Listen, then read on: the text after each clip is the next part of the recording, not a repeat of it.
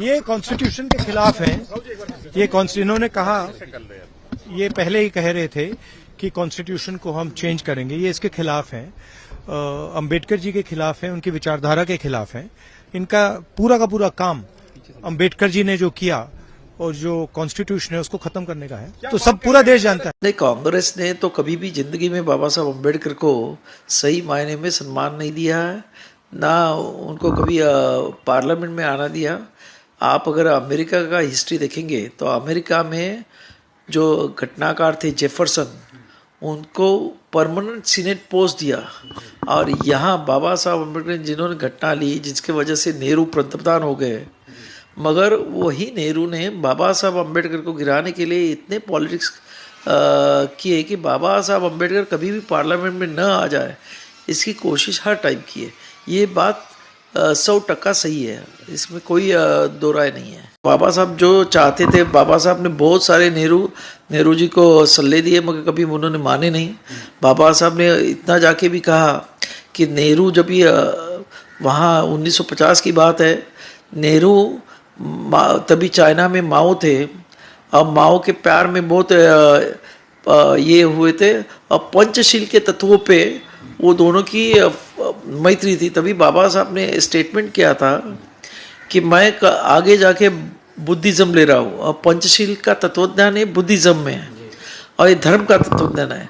और दो देशों में धर्म के तत्वज्ञान पे दोस्ती नहीं हो सकती है, और इसीलिए आज ये तिब्बत, तभी वो तिब्बत पे ये आक्रमण कर रहे थे चाइना, तो आप वो तिब्बत चाइना को मिलने के में जो तिब्बत वो ले रहा है उसको अपोज करो, क्योंकि बाबा साहब का कहना था कि दोनों भी, चाइना और इंडिया दोनों भी बड़े कंट्रीज़ है, और दोनों की बॉर्डर एक साथ जुड़नी नहीं चाहिए।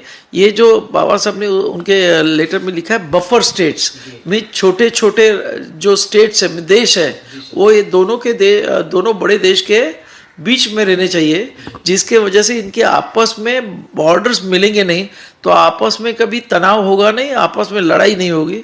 मगर दुर्भाग्यवश वो भी बाबा साहब का एडवाइस नेहरू जी ने सुना नहीं, और फिर आपने देखा कि 1962 में हमारे ऊपर तिब्बत के बाद माओ ने हम लोग के ऊपर लड़ाई कर ली, और उसमें हमारे 30,000 किलोमीटर का जो क्षेत्र था वो चाइना ने ले लिया।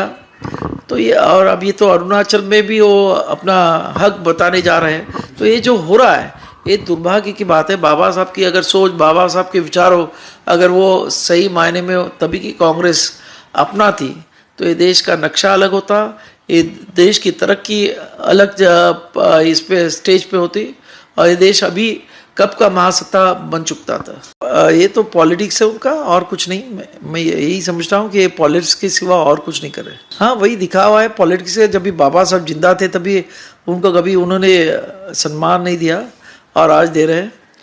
तो बाबा साहब अम्बेडकर तो संविधान सभा में लेने के लिए भी ये लोग तैयार नहीं थे। वो तो ब्रिटेन के प्राइम मिनिस्टर जो चर्चिल थे, उन्होंने जो उनको दम दिया, तभी बाबा साहब को संविधान सभा में ड्राफ्टिंग कमेटी का चेयरमैन बनाया गया। ये सच बात है। ये बात सही कि बाबा साहब अम्बेडकर, आज देखो बाबा साहब अम्बेडकर को मानने वाले आज काफ़ी लोग हैं इस देश में, और यही वजह से आज सभी लोग बाबा साहब अम्बेडकर नाम ले रहे, मगर सही मायने में बाबा साहब अम्बेडकर के विचारों पे नहीं चल रहे। वो सभी पार्टियों के बारे में मैं ये बोल सकता हूँ।